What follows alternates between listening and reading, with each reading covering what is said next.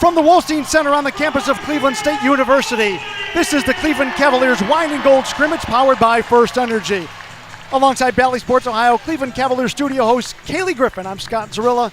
Glad you're with us as we will talk Cavaliers in charge basketball for about the next 45 minutes to an hour. Glad you are with us.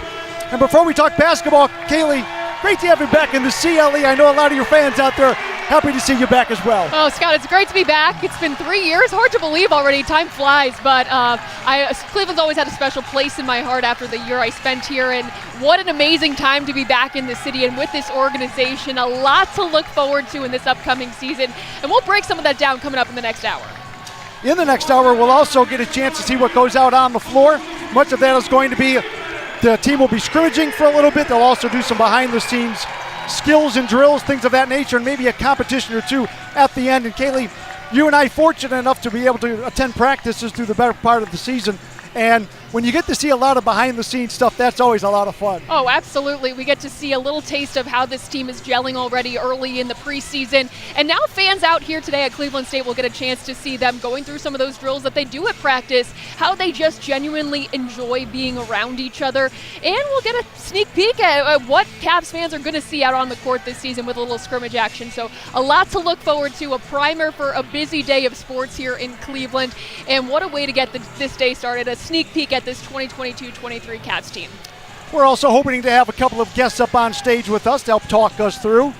Looking to secure Cavaliers general manager Mike Ganty, new Cleveland Charge head coach Mike Garrity, former Charge head coach and current Cavaliers assistant Dan Giroux, and also going to try to pull aside a Cavaliers player or two if at all possible. So Kaylee, it's that gray area of training camp and also preseason, and the Cavaliers do have one of their preseason games underway. 113-112 loss at Philadelphia on Wednesday. Wins and losses, numbers mean absolutely nothing, but with that game and the practices that you have attended thus far, what are your early takeaways from the team?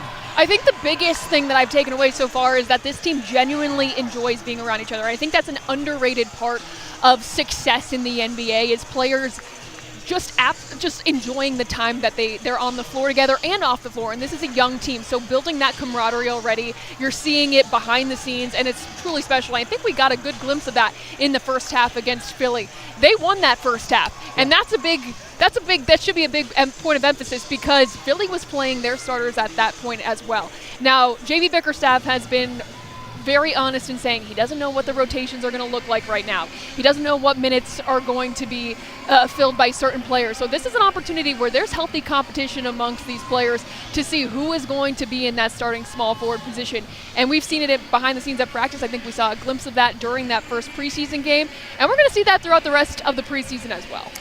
3 preseason games remaining. Monday night back at the Fieldhouse, first of the preseason games, 2 as a matter of fact for Cleveland at Rocket Mortgage Fieldhouse. It'll be 7 o'clock against the Philadelphia 76ers. Second home game will be Wednesday, 7 o'clock, when they take on the much-improved Atlanta Hawks. That backcourt of Trae Young and DeJounte Murray. They'll wrap things up next Friday, 7 o'clock in Orlando. Number 1 overall pick, Paolo Banchero. So lots of basketball to be played for the preseason for the Cavaliers coming up here. And like you said, Kaylee, when you get a scrimmage like today as the guys out on the floor just kind of warming up a little bit, you know, wins and losses don't matter in the preseason, but that doesn't mean that you don't want to play well. But I'm going to ask you, is it more important to play well or is it more important to play right? I would say play right, and I think that has been a real point of emphasis throughout training camp is JB Bickerstaff will take time during practice. If he feels like the details are being forgotten, he'll slow things down, he'll make them pause, and he'll say, hey, let's get back on track, because he wants to make sure that they are doing things right. It's important to build those good habits early on, and of course, you're going to use these games to get into shape. Donovan Mitchell, we talked about this. Donovan Mitchell said just the other day, there's a difference between being in shape and being in game shape. So this is a great opportunity with these 4 preseason games to make sure you're getting back into game shape. A lot of these guys haven't played full court basketball for a full 48 minutes, and so this is an opportunity for them to get some of that under their belt. But building those good habits early on is going to be so important, especially for a young team. Well, before we get into our next point, I think we are awaiting Cavaliers general manager Mike Ganty. He is standing by. All right. Mike's not really all enthused about coming up, but he's going to come over anyway. I think it's because of me. Olmsted Falls Mike Ganty, general manager of the Cavaliers. Mike, great to see you. Hi, Mike.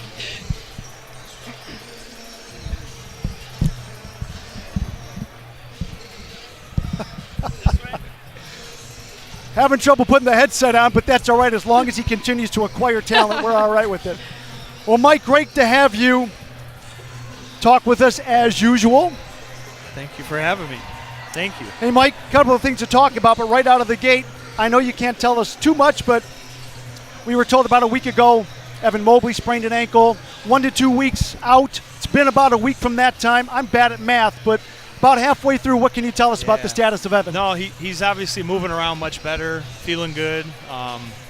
We're hopeful, and I think very optimistic he'll play, in the opener at Toronto. So, it's never a good time to get hurt, but I think now, in the preseason, obviously, he doesn't have to miss any regular season games. But, he's working. He's in the training room all day, so he'll be ready.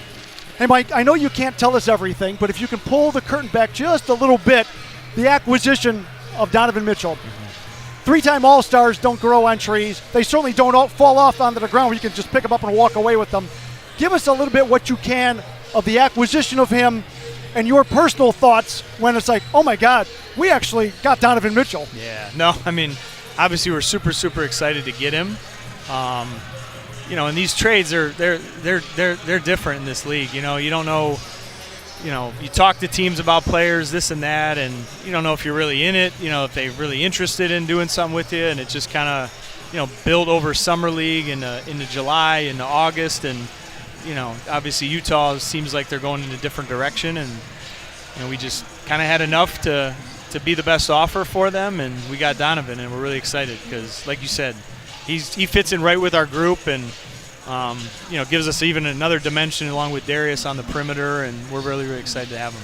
Well, speaking of acquisitions, last year the big acquisition was Caris LeVert, and he's said coming into training camp that this is probably the best he's felt in the last 3.5, 4 years. Physically, he went keto over the summer. He said he's now more keto-friendly, but still changing his diet, and but getting healthy. How important has that been for Caris, and what have you seen from him throughout early in training camp? No, he's been arguably our best player in camp, most consistent, just with his scoring ability, and defensively too. He's a two-way player, and you saw what he did in Brooklyn and even in Indiana, how good he can be for a team. And last year was hard because we get him mid-season, he plays a couple games, then we have the All-Star break, then he gets hurt, so it was kind of like almost like an incomplete. And when he came back, I remember him telling me a couple times, I don't have my legs under me yet still. And, obviously we had a lot of injuries towards the end, but I think he's going to have a really, really good season. I know he's excited, and, like a lot of our guys, we were so close to getting in the playoffs. I think that really, hurt them, at the end of the season. I think they're motivated heading into the summer and now to just get back and hopefully get to the playoffs. This organization has really worked to stress development of players, and I think Dean Wade is probably one of the prime examples of that, you having experience with the Charge and seeing Dean go through the Charge organization and now earn a contract extension here with Cleveland. How important is that for players to understand that every player's path isn't the same, and you can work your way up to an NBA contract? Yeah, no, it's really exciting. Obviously I have a sweet spot because I'm a G League guy, but undrafted to earning a contract extension, that's very rare in this league. And Dean's put in all the work, and even when we were when he was with the Charge and with the Cavs, when he's on the floor, good things seem to happen, and he's only gotten better and better. He's a worker. He's an unbelievable teammate. He's the same guy when he plays or doesn't play. So, I'm just happy for him, and, we're lucky to have him for the next 3-4 years with us. Hey, Mike, with that being said, when you mentioned Dean Wade, there's plenty of guys to talk about. I think one of the big questions with the team right now is, you're starting 5. For the most part, you've got 4. Mm-hmm. It's that 3 position that might be open. Dean obviously is a candidate for that position. I know that's not a decision that you make. How much of a conversation do you have with JB Bickerstaff? And it's a good problem to have, isn't it, when you have a spot to be filled and you've got a lot of guys that can fill that role? No, obviously we have conversations with JB daily, and, obviously throughout the camp and practice in these games, we're going to get different looks, guys with those 4 guys that you mentioned, and, obviously it's going to be JB's decision, but the good thing is we have a lot of good options. All those guys can kind of fill different needs, and they provide something different, and, it's good to have interchangeable guys like that. We can, any of them could really be the starting small forward for us with that group. So we're excited, and we have good enough guys where like they're going to compete, and it's a healthy competition, but they're all for the team. So if someone doesn't win out on the small forward position necessarily, they're going to be fine, and sure, they'll be coming off the bench and still bring the same energy and game that they have. Mike, you and I have talked so many times over the year where you have this great synergy because you've led me into the next question. Coming off the bench, I've had friends say to me, what are the chances Kevin Love would start, maybe move Evan to the 3? And I said, well, I'm not smart enough to be able to figure that out. But Kevin Love really has embraced that role for an all-star and to accomplish what he has as a starter, but to accept the role that he has coming off the bench. Just talk about how important that has become to the success of the team. No, I mean, it was a huge part of our success last year. Kevin's a NBA champion, and we had a rough couple years, going young and losing games. And last year, we drafted Evan, and Coach obviously had a conversation with him. Hey, I want to bring you off the bench. I think it's the best for you, best for the team. You can play against second units. And he was no hesitation. He's like, I'm going to do whatever for the team. And, you saw him last year, how excited he was. I mean, he had a great year. I mean, we thought he was sixth man of the year, obviously. But, his leadership, his experience for our young guys is invaluable. And, how can you not like a guy like Kevin, too? He provides so much to us, not only on the floor but off the floor. And him to make that sacrifice, I don't think a lot of guys with his stature, would make. And he made for a young team to kind of take a step.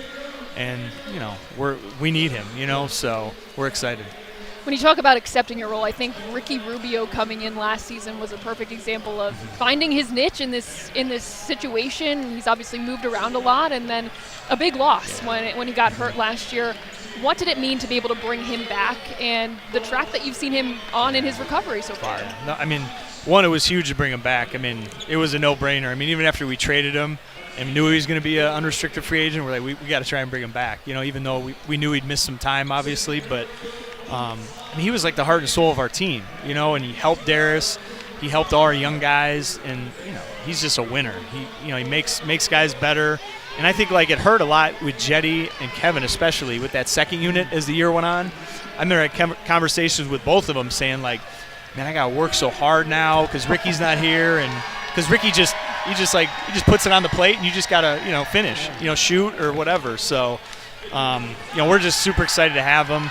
And even though he's not playing now, you can see the impact he's making off the floor with our guys, just being at practice, in the training table, in the locker room.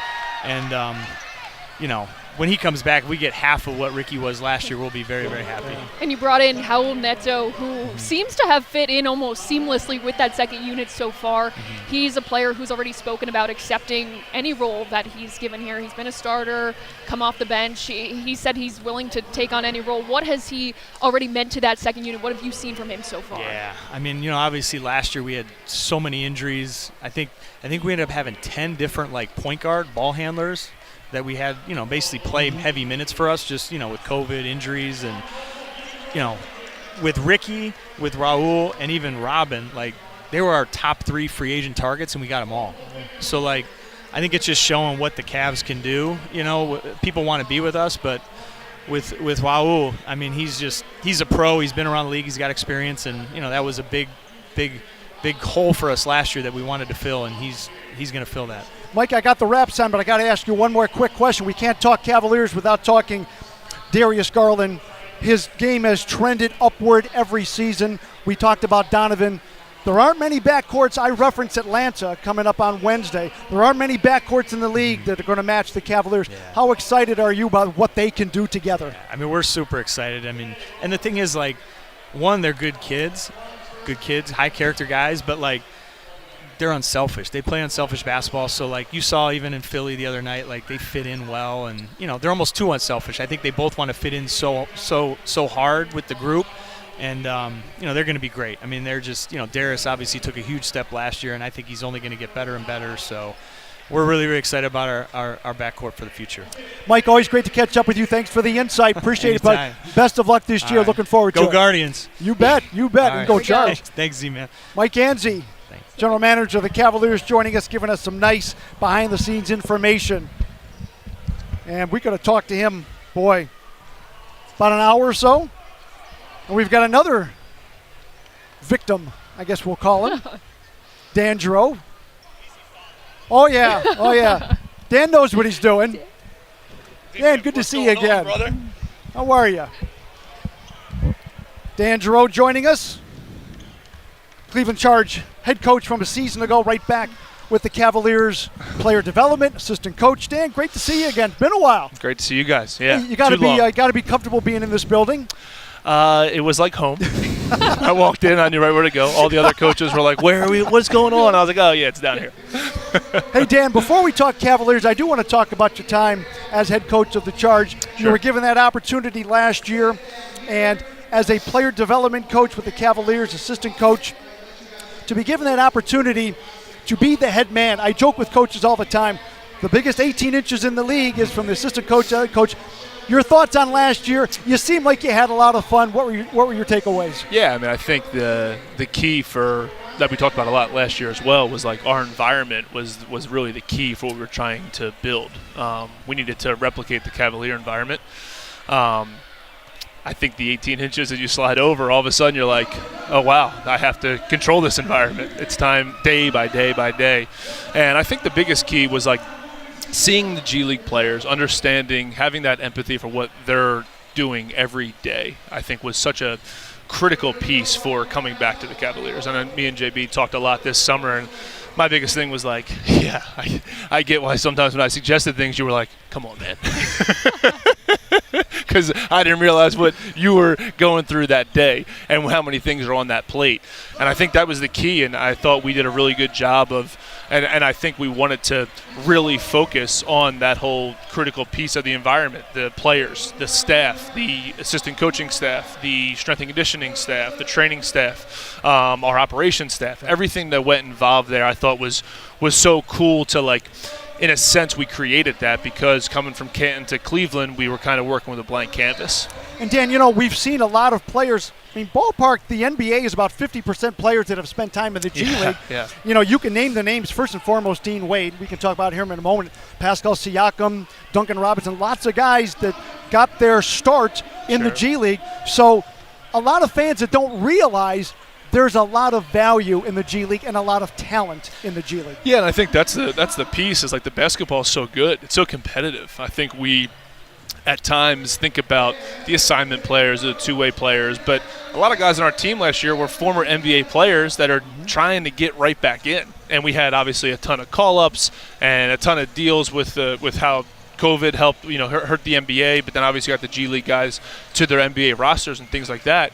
But then you have guys that when they finish there, they're either going to play lucrative contracts overseas or they're on training camp rosters. A guy we have here, Nate Hitton, he was on the Fort Wayne, the Mad Ants all year. He crushed us, and every time I'm leaving, I'm like, why isn't anybody calling him up? So I think that's a really cool aspect of it, and the reason that we always said, like, the easy taglines like the Stars of Tomorrow and things like that, but I really think, like, they're all guys in the margins. They're guys that help you in the margins, help you on the edges, and that's how you win a game on Wednesday, wherever it may be.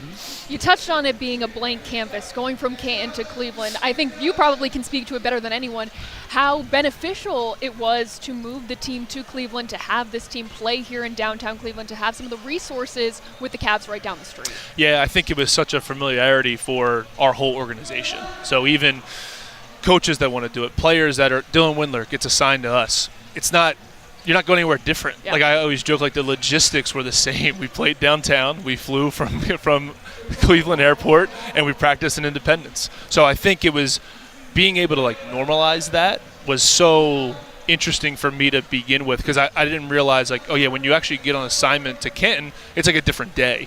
Here, like we have Rajon Rondo, and he practiced with us after practice with the Cavs. So we couldn't have had those opportunities had we not moved to Cleveland. And now we have a real, we talk about it a lot, but we have like the definition of a program. We have a new charge coach taking over, and that's the idea. I'm back with the Cavs, but it's just a program approach, right? The we is bigger than anything, and that's what I think is so fun and so exciting as we had that blank canvas. Let's transition, I guess, to talking about some of the current players. And I think Dean Wade is the perfect one to start with in terms of going undrafted, spending time with the Charge, and now signing a contract extension. What have you seen from Dean in his progress, his process of developing here with the Cavs? And now he's in the mix for fighting for that starting 3 position. Where have you seen Dean continue to develop the most? Dino. So when we began, his draft workouts and things like that, he jumped off the page and he surprised us so much that we were like, holy smokes! Like, get him back in here. That's why we do the draft workouts. So that's how it began. I think his work consistency and his approach to like his game and his like buy-in was always there. What's impressed me the most over the past basically 18 months with him is like his mental consistency. There have been so many different roles, so many different rotations, so many different things he was asked to do. And he has that, that Kansas State and that Kansas mindset of like, I'm just going to do it. You know what I mean? I'll take care of it. I got you guys. Yes, sir. And I think he actually, to consistently get there mentally, was such a positive for us that, games a little while ago when we had guys that were so injured 2 years ago and he's starting and he's guarding the best player. Yes, sir, I got it. And that's like, did you? And he did it. He got it, And I think that piece made it so that mental consistency, no matter what role's thrown at him, he's ready to go. And obviously competing for this starting spot and having such a big role in our rotation now is critical for that. Dan, a couple more before we let you go. One other player we want to talk about, RJ Nemheart. Yeah. RJ, we saw him grow from the beginning of last season. His numbers were pretty consistent, but you still saw him get better. Yeah. Summer League, he looked like, as good as he was for the Charge last year, he just looked like a different player in the Summer League. Explain how that transpired from your perspective as a coach. Yeah, I mean, I think the experience piece helped. The G League minutes played helped so much. And Z-Man, from last year, we were not sitting him too often. So he was getting as many bites at the apple as he could. I think I told him this at Summer League, his last game in Summer League, in our whatever that was, the consolation last game, that was his best game I've ever seen him play. The patience, the experience. I think he got confident in his abilities, his ball handling ability, the timing and the rhythm of his own game. I think in the beginning last year, there wasn't a ton of timing and rhythm to his game. It was more square peg, round hole kind of thing, just over and over and over again. And we really developed that piece of it. And I think he felt confident enough that in Summer League, you could tell that he was, in a sense, not a vet, but he had the minutes played where he knew, okay, this guy's in this coverage. I know how to keep my dribble. Where before, he was picking that dribble up, and it looked like almost like a record-scratching play. Now he looks confident in his own rhythm, and I think that's a big piece of who he is. Dan, we'll let you go with this. Your replacement, Mike Garrity. Yeah. You've worked with him for a number of years. Yeah. Yes, we have. Did back you? to back in the video room. What kind of conversations have you had with him in preparation for? It's basketball, but it's still a little bit different. Yeah. I think in the beginning we discussed, what the ebb and flow looks like with being in Cleveland and the transition process. And then, it's days like today where I'm like, hey, take your thoughts. Text me tonight 10 questions from what you need to know about Cleveland State and how it works. So I think I'm just there for him as support with whatever questions he has. The whole process, it's unbelievable to go through it, but the G League draft, hiring your own staff, things like that. So all summer and during Summer League when he was the head coach, we just wanted to support him and give him the most, the most ideas that he needs, but then also when he has questions and when he has his own thoughts, we're there to, bolster those up. And I'm hoping he improves how we started things last year, and I'm excited to see how he does. Dan, great to have you as always. Great talking with you. Hopefully the one thing you told him was all those great restaurants we visited on the road last year. I want to go back. I told him about the team, the staff dinners. Don't worry about it, Z-Man. We'll take care of you. Appreciate that. Dan Giroux, thank you so much for the time, friend. Thanks, Looking guys. forward to the Cavs this season. Appreciate it. Welcome Thanks, back. Dan. Thank you. Team's now out on the floor. Get a little bit of a run in. Kaylee, we like to talk about it. Coaches always use the phrase, get that burn in. That is for sure. Trying to get their out. legs, trying to get their legs back under them. Looks like a little bit of a mixed lineup as well as our next guest is coming up. How we doing? Good. How are you, Mike? Down there. Thank you. Yeah. Mike, good to see you, friend. Grab that headset there.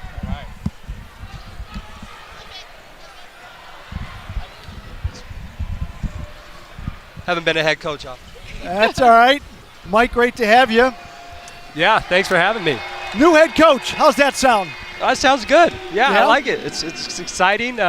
Great time. Team being here in Cleveland, and this has been something that's always kind of excited me down the road, and so. The fact that I get the opportunity to do it and be back here in Cleveland is really cool for me. Mike, I just asked Dan as he stepped off the stage what kind of advice maybe he gave you as the transition. You certainly know basketball, but as you and I joked about a month, 6 weeks ago, and I said to Dan, the 18 inches from the assistant coach to the head coach, it's a little bit of a different transition. What kind of words has he given to you and to help you with that transition? Yeah, Dan's been great throughout the transition. Obviously, him having that experience at being here in Cleveland last season. He's had a lot of advice to give me along the way, and he's kind of just been a helpful ear whenever questions come up. But one of the big things that he's kind of just been emphasizing to me is just to continue the process of the development with our guys, to really pour into them, dive into that piece. And then he's always said, hey, I'm right here as the season goes along, and anything that comes up, more than happy to always help. Dan talked about the transition of going from Canton to Cleveland and trying to build that culture here with the Charge now being in Cleveland. How beneficial is it for you to have some of those resources of the Cavs right down the road to help build that culture here with the Charge as well? Yeah, it's amazing. One of the neat pieces of being here in Cleveland is that JB and Kobe have developed this culture and this environment that's just really been contagious. And as you can see with the type of players that we've been able to bring in and as well as develop, they've kind of set the tone for what that looks like. And now it's our job here with the Charge to go ahead and kind of carry that over to our guys. And we see it as a very unique opportunity, being that it's in Cleveland. They have all the resources right there at their disposal, being that we use the same practice facility. They have access to our chefs and our facilities and all of that. And I think we have a really good coaching staff put in place that can kind of pour into these guys and help them get to where they obviously want to go. Obviously, a lot of the pieces to your team are still up in the air, but you do have your two-way players going through camp right now in RJ and Isaiah.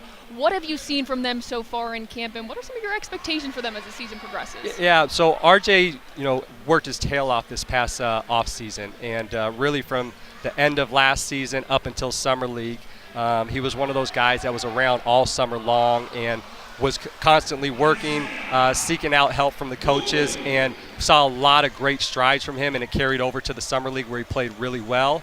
And all the way into preseason so far, he's been doing the things that we have asked. He continues to grow and develop, so I expect him to continue to take great strides. Isaiah has been great since we've had him.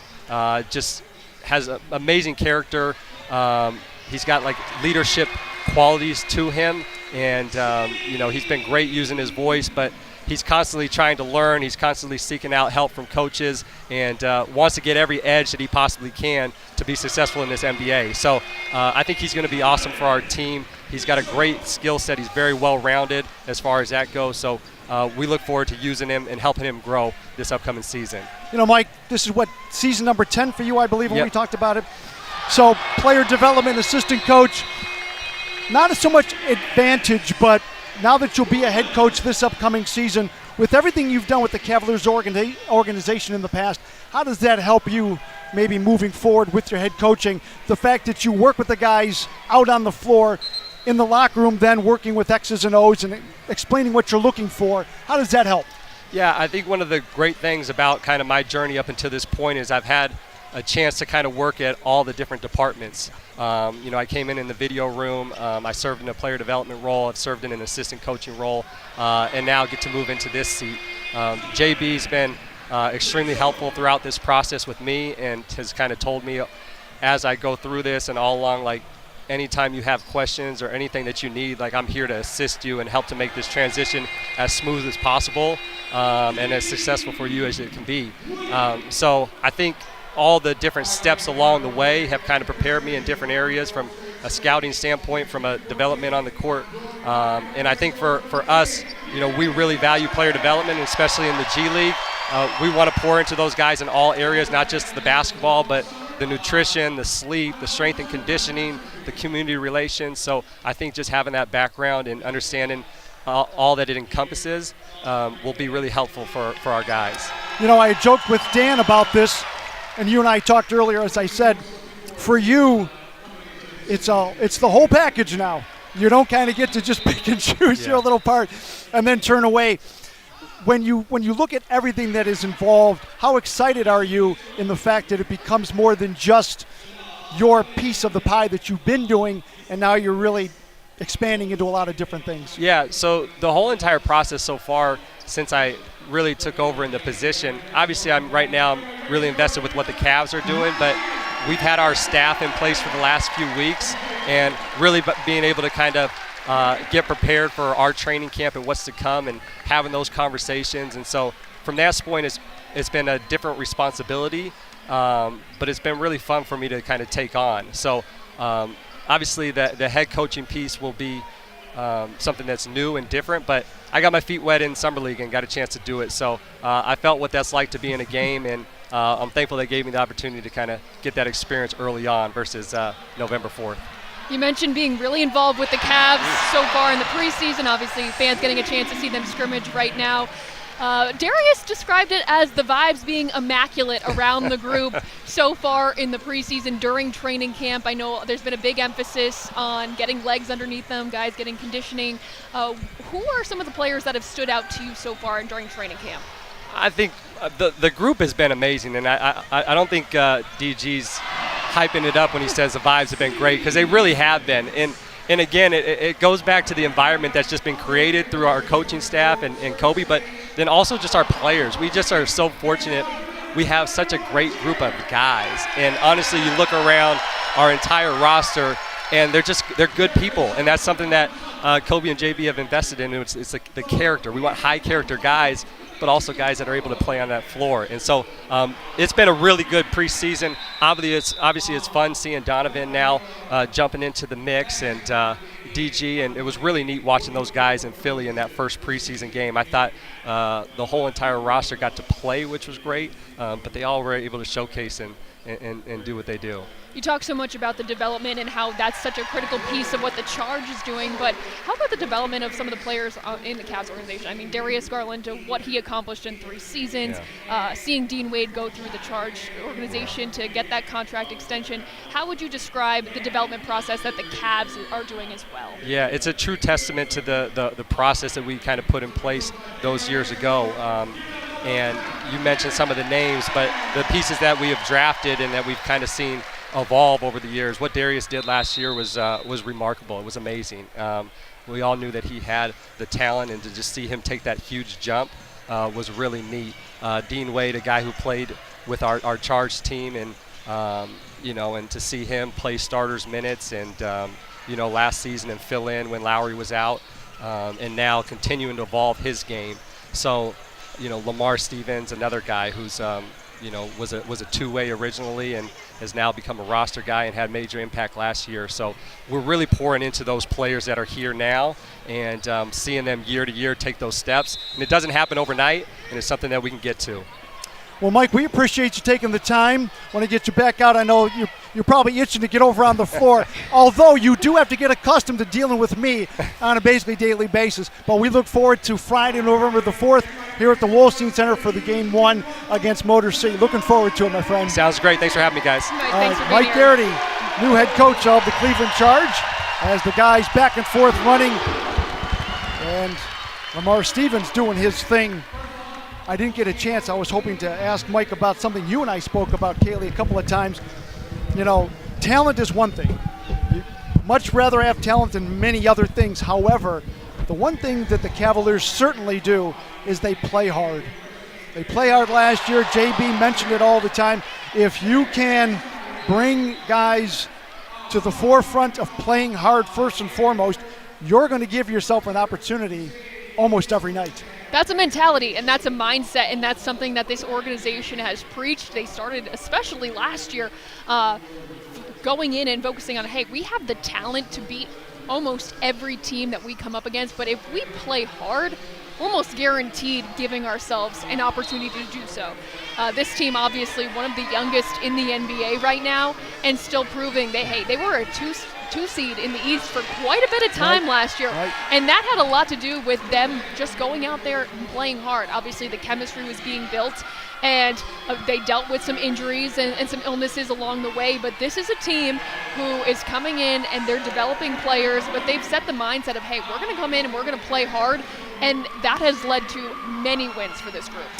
You know, Kaylee, every year the NBA puts out the NBA GM survey, which consists of 50 questions, and they did so again this year, and the Cavaliers were really in the thick of all the important ones. Number one, first and foremost, 41% of the GMs in the NBA said that the Cavaliers had the best offseason, and of course that really starts, of course, with the acquisition of Donovan Mitchell, but it's little things. It's re-signing guys, and it's keeping your roster intact. So right out of the gate, that's a pretty good sign. That is a very good sign, yeah. They're building their young core, and to add Donovan Mitchell, who, hey, just turned 26. So he might be considered an old man on this group, but he has plenty of years left in this NBA, and he's obviously a star already amongst a three-time All-Star. He's going to bring so much to that backcourt. The pairing of him and Darius, we've seen just a glimpse of it so far with one preseason game, but we've seen them building that chemistry so far during training camp, and it's going to be really fun to watch because you can tell they just genuinely enjoy playing with each other. And Donovan Mitchell, one of those good characters, one of those good pieces, just a good person who seems to already mesh so well with so many of these players. Yeah, speaking of fun, the guy's really having some fun right now. Lots of alley-oops and slam dunks, a couple of bounce pass dunks. Yeah, this is a real serious scrimmage going on right now. Also getting back to the survey, 41% of NBA general managers say the Cavaliers have the best young core, which is to your point. Again, when you're talking about your veteran of your starting lineup is basically 26 years old, that's a nice start. Also, 59% of NBA general managers said that Donovan Mitchell was the best acquisition. I don't remember there being a ton of movement, but as I said to Mike Ganty off the top, anytime you get a three-time All-Star who immediately makes your team better, you're going to get a lot of votes. Yeah, there wasn't a ton of movement, but you think of his teammate in the past, Rudy Gobert. He was one of the movements to Minnesota, so there was other movement. But Donovan Mitchell is a star, and I think it's his fit with this team that made it the best acquisition in the offseason. They needed a piece to back up Darius, and they got that. A three-time All-Star. We talked about this at practice the other day. His ability to make things that are not easy look easy is a skill. And Donovan Mitchell brings that. I think we saw a glimpse of that, 16 points going 6 for 9 in that first half of the preseason game against the 76ers. There's going to be a lot more of that as the season progresses.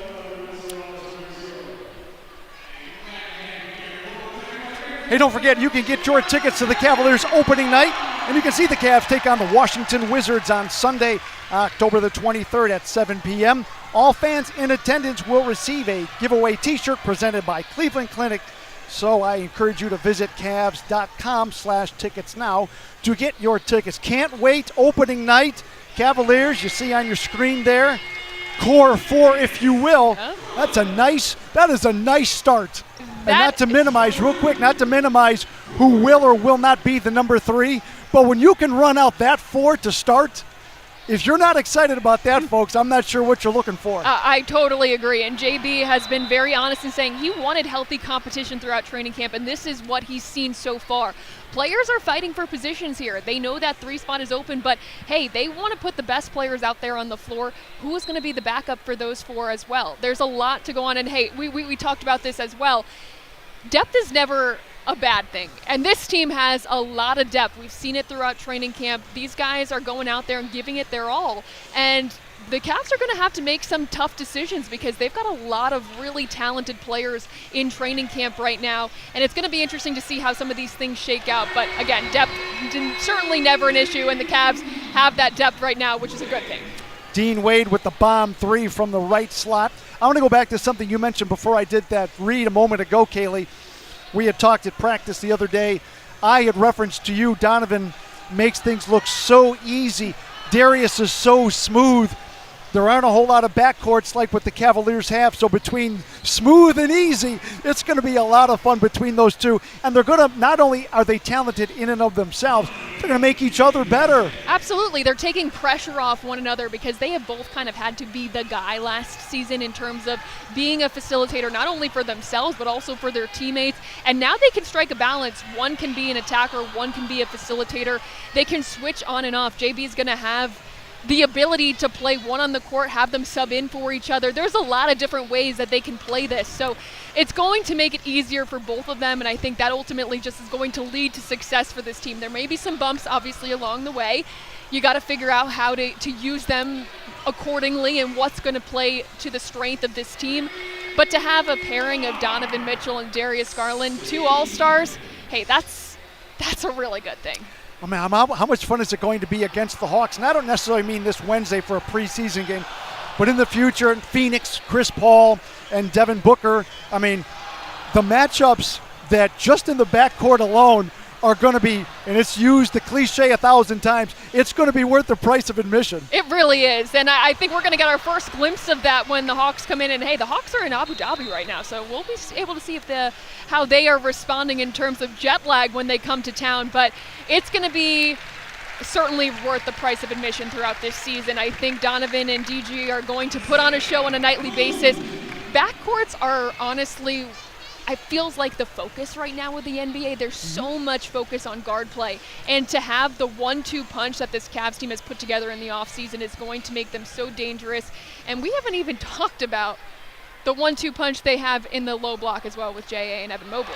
Well, it's funny you say that because as I get back to the NBA GM survey, 21% of GMs polled said that Evan Mobley most likely to have a breakout season. Haven't talked much about him just because he's not here with the ankle sprain, which again, according to GM Mike Ganty, doesn't seem to be anything serious. Certainly didn't look to be worried about it, but you know, we talk about the backcourt as we should, but my goodness, Evan Mobley, is he 19 years old? I think he turned 20. I think he turned 20. Well, at any rate, I have shoes older than him, and he is just spectacular.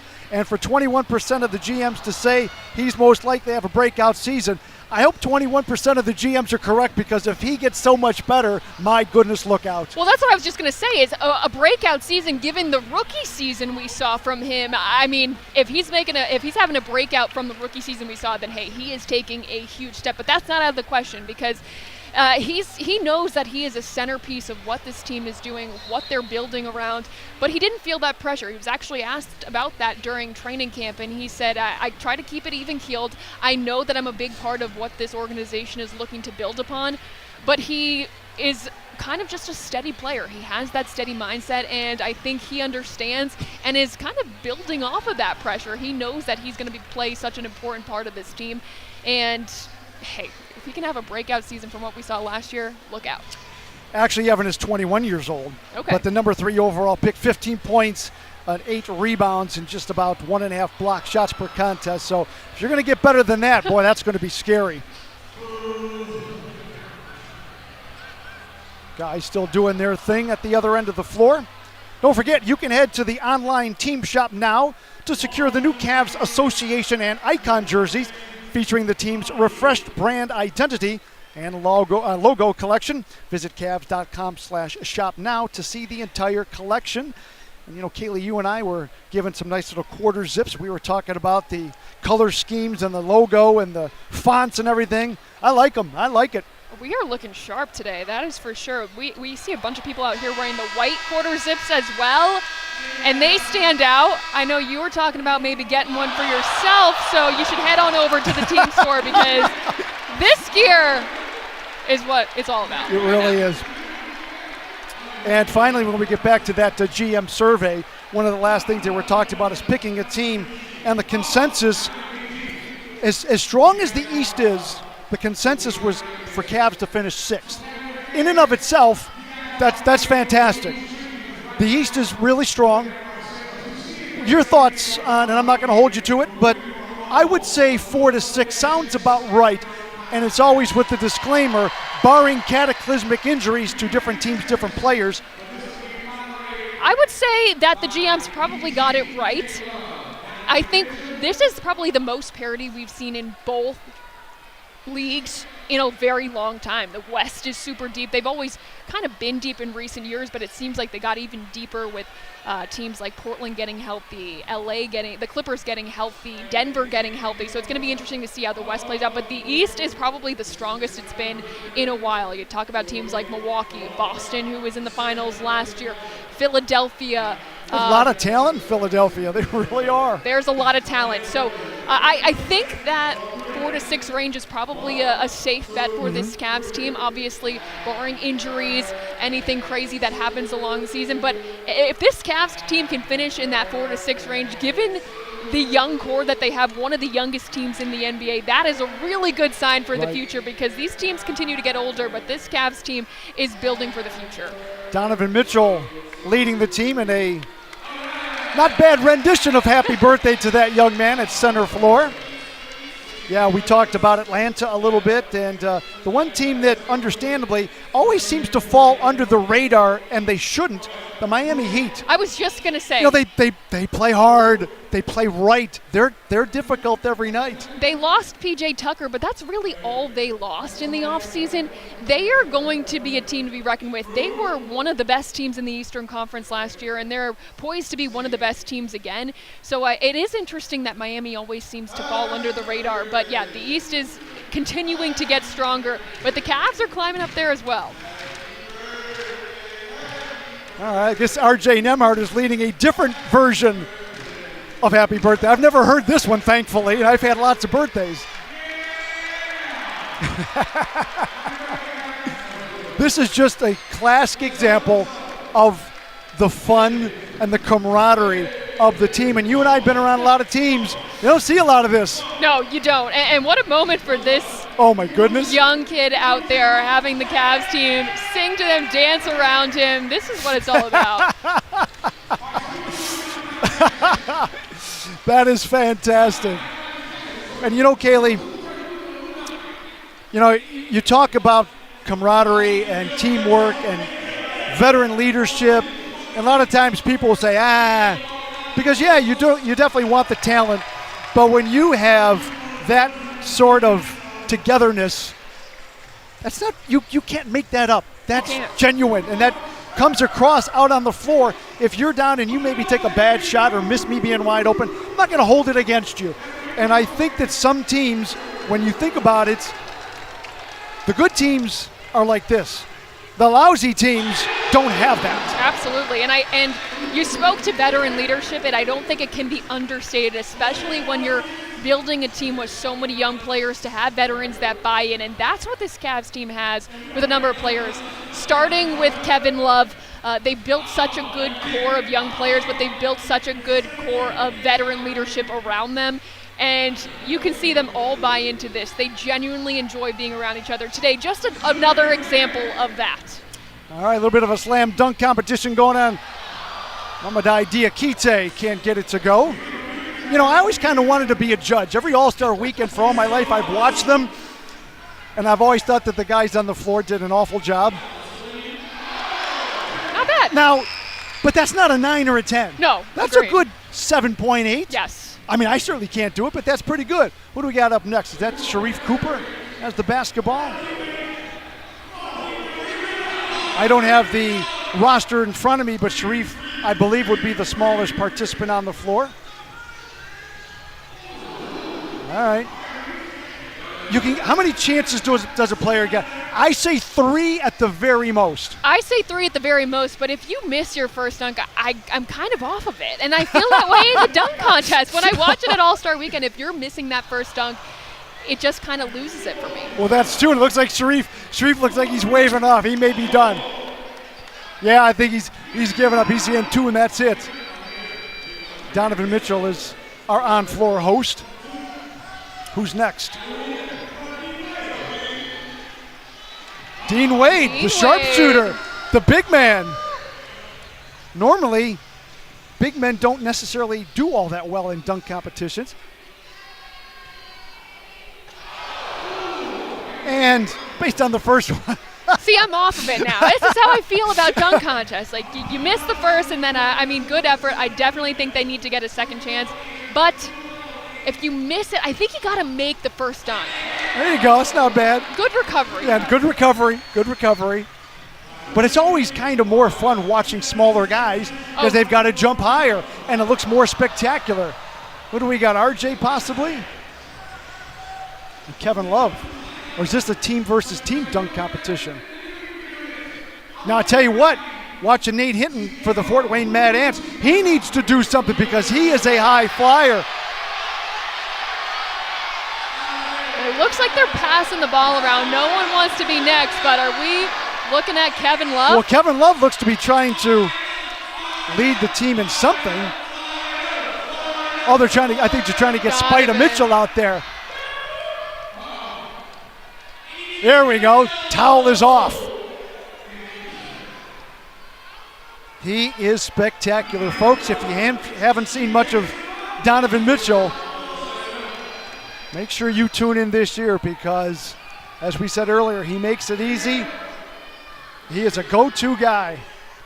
And he's not going to do just one of these little, He's looking out the backboard. Bringing over Sharif Cooper to help. It's going to be off the side of the backboard. What do they list Donovan at? About 6'3"? I think 6'3" is what he's listed at.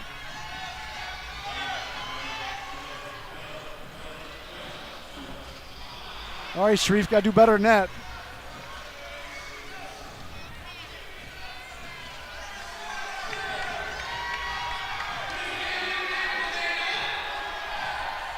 Nope. Sharif keeps passing it to himself. The pass, yeah, we gotta get a better pass for Donovan. Just showed him how it's done. I'll tell you what, Donovan would really do something special if he would toss it off the side of the backboard to himself. Bang! Oh! It's crazy. Again, it's 6'3". He doesn't look like he's off the ground that high, but he's off the ground that high. That is incredible. Another high flyer, Lamar Stevens. Oh, they're trying to get Darius Garland.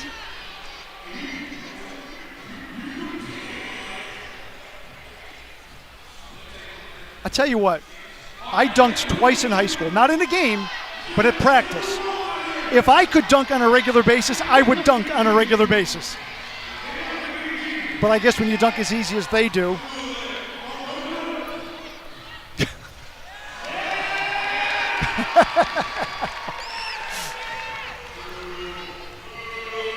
Uh-oh, Jared Allen, the most vocal. What a personality he's got. How do you not smile and have a good time when you're around Jared Allen?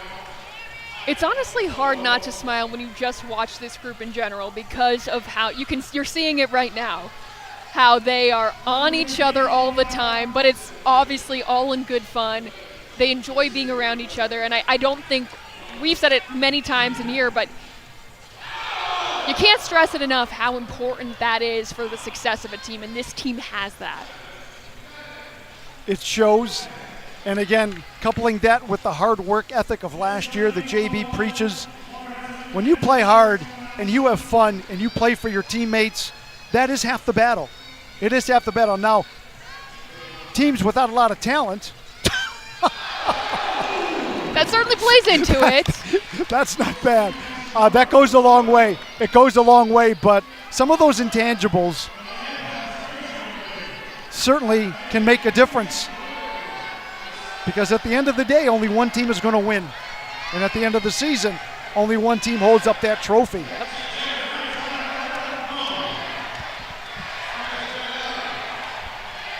Okay, we're getting the crowd chanting, but we can't hear the name. I think it was Jarrett. Yeah. Yeah, it must be. Jay, how about some of his dunks last year? Boy, when he gets a head of steam going with his frame and that wingspan, talk about making things look easy.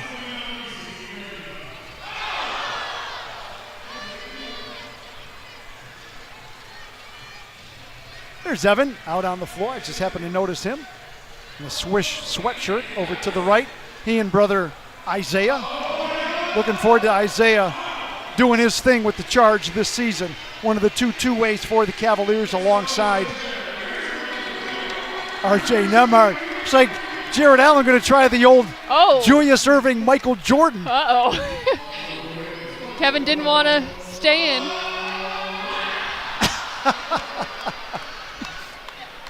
Speaking of the Charge, don't forget, opening night will be on Friday, November the 4th at 7 o'clock here at the Wolstein Center. A lot of great specialty nights lined up for them. Salute to Service.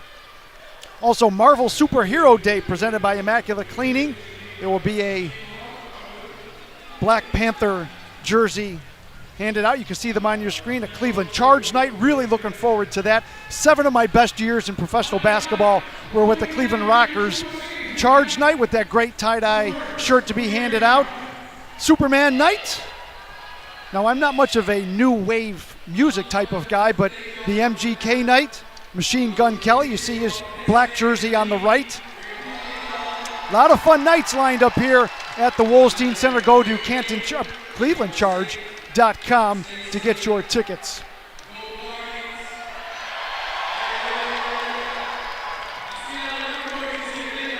And that is Darius Garland thanking the crowd, and rightfully so, saying go Guardians, as our friends down the street have another big game here coming up shortly.